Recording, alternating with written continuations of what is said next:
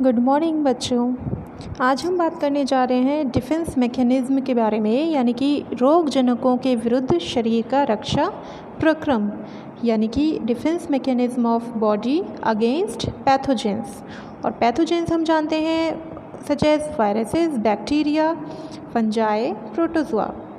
तो जैसे कि हम जानते हैं हमारे आसपास के एनवायरनमेंट में बहुत सारे माइक्रो ऑर्गेनिज्म होते हैं और इन जीवों को, यानी कि इनके जो सेल्स होते हैं वो हमारे एयर में, पॉल्यूशन में और वाटर बॉडीज़ में हर जगह पर होते हैं।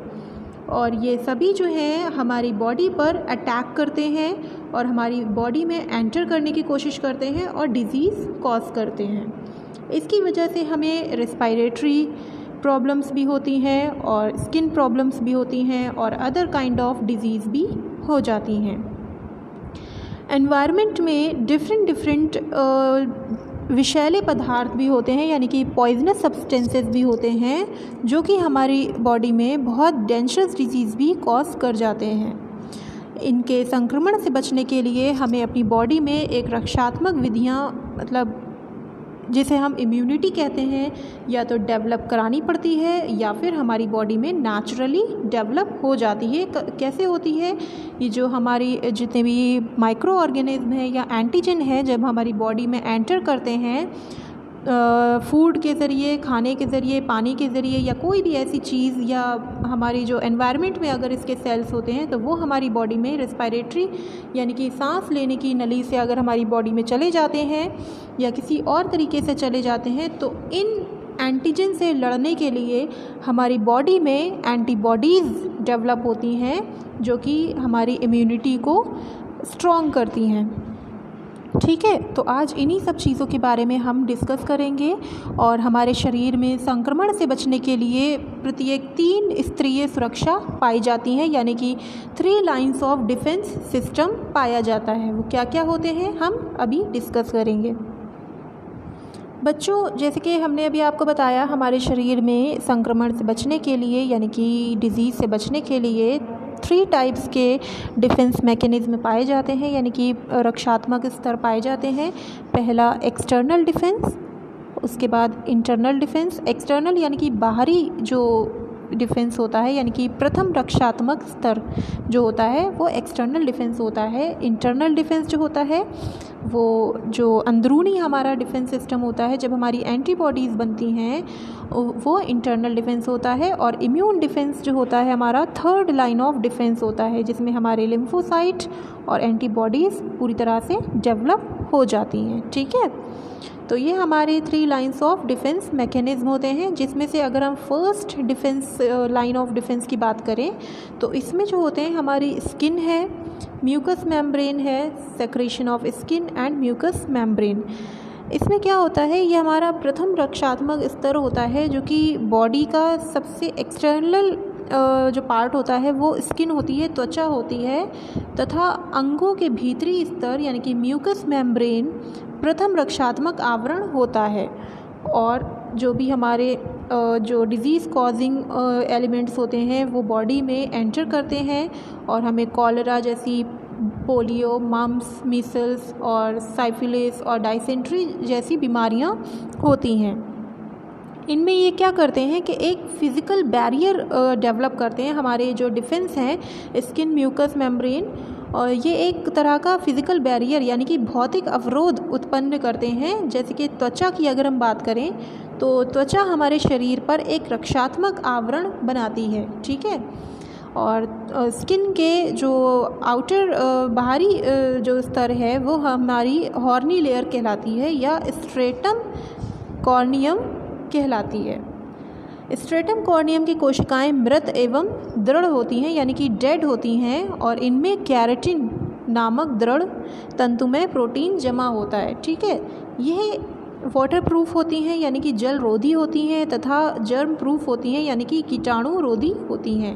अतः त्वचा की केराटिन युक्त कोशिकाएं रोगाणुओं एवं विषैल पदार्थों का शरीर में प्रवेश नहीं होने देती हैं। अब हम बात करें अगर म्यूकस मेम्ब्रेन की, तो म्यूकस मेम्ब्रेन जो है वो आहार नाल और श्वसन और मूत्र जनन यानी कि जो हमारा एक्सटीरियर पार्ट होता है बॉडी का, जहाँ से हमारा मतलब जो हमारा जितना भी मार्ग होता है, म्यूकस मेम्ब्रेन की कोशिकाएं म्यूकस का स्त्राव करती हैं। ये जीवाणु यानी कि माइक्रो ऑर्गेनिज्म को डिस्ट्रॉय करती हैं, नष्ट कर देती हैं। क्या होता है बच्चों कि ड्यूरिंग इंस्पिरेशन यानी कि जब हम सांस लेते हैं उस टाइम पे बहुत सारे माइक्रो ऑर्गेनिज्म और ऐसे जीवाणु जो हैं वो हमारे बॉडी में एंटर करते हैं ड्यूरिंग रेस्पिरेशन, और जो कि हमारे लंग्स पे, फेफड़ों पे असर करते हैं।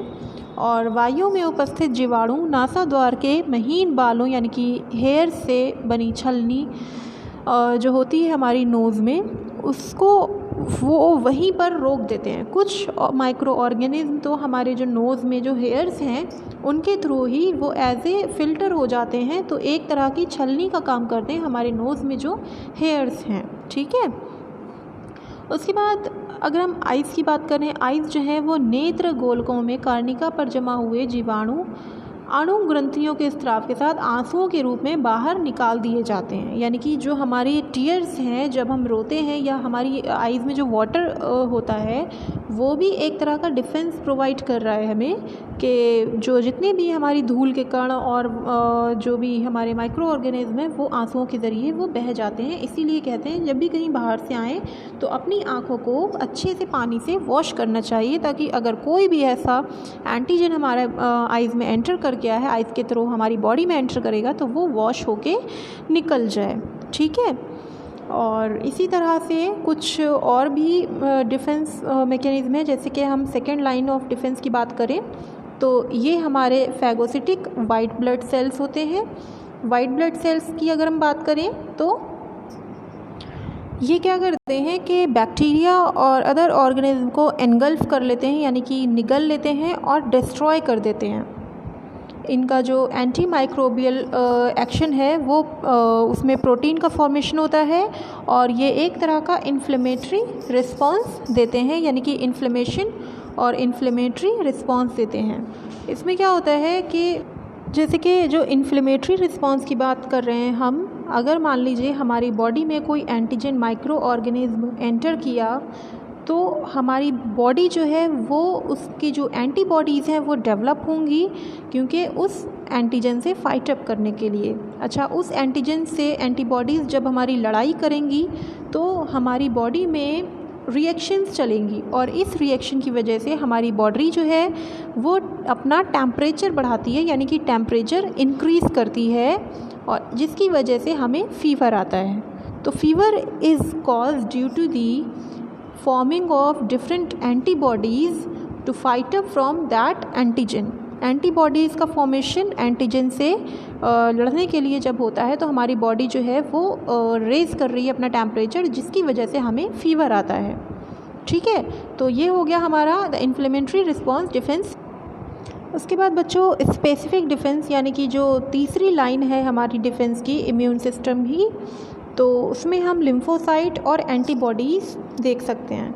तो लिम्फोसाइट्स जो होती हैं वो बेसिकली ग्लैनुलर WBCs होती हैं, जो कि मेन सेल होते हैं हमारे इम्यून सिस्टम के, और ये जो है वो B सेल्स और T सेल्स दोनों ही, मतलब दोनों की इनमें नीड होती है। B सेल्स और T सेल्स जो होते हैं, बोथ आर सेल्स, इनको एक एंटीजन की ज़रूरत पड़ती है ताकि हमारी बॉडी में वो एंटीजन एंटर करे और रिएक्शन स्टार्ट हो जाए।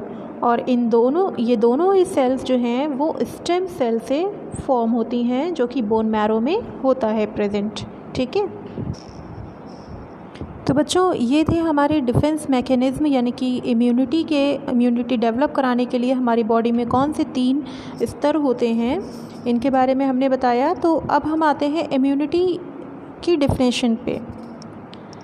तो इम्यूनिटी से आपको क्या पता चला कि एनिमल बॉडी, जो कि हमारी इंसानों की हो या किसी भी एनिमल बॉडी की हो, हमेशा माइक्रो ऑर्गेनिज्म और हार्मफुल इन्वेडर्स जो होते हैं, जैसे कि बैक्टीरिया, वायरस, फंजाई, प्रोटोजोआ और टॉक्सिक यानी कि विषैले सब्सटेंस या अदर कोई सब्सटेंस जितने भी हो गए हमारे बाहरी जो दुनिया में होते हैं, आउटसाइड होते हैं, उन सब से इंट्रोड्यूस होती रहती।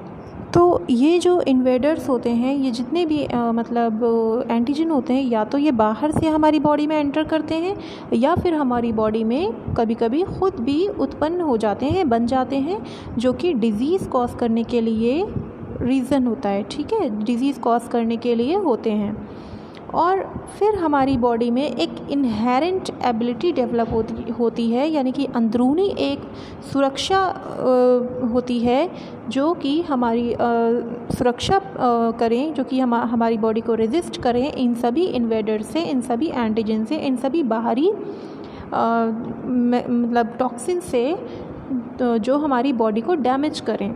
तो इस एबिलिटी को, इस कार्यात्मक क्रिया को जो है वो इम्यूनिटी कहा जाता है। और जिस ब्रांच के अंदर हम इसकी स्टडी करते हैं, इसको इम्यूनोलॉजी कहते हैं। तो इसमें हम डिफेंस सिस्टम बॉडी का और स्पेसिफिक और नॉन स्पेसिफिक सिस्टम आज हमने डिस्कस किया। ठीक है, अब हम डिस्कस करेंगे कि इम्यूनिटी जो है वो कितने तरह की होती है और हमारा इम्यून सिस्टम जो है वो कितने तरह का होता है। ठीक है।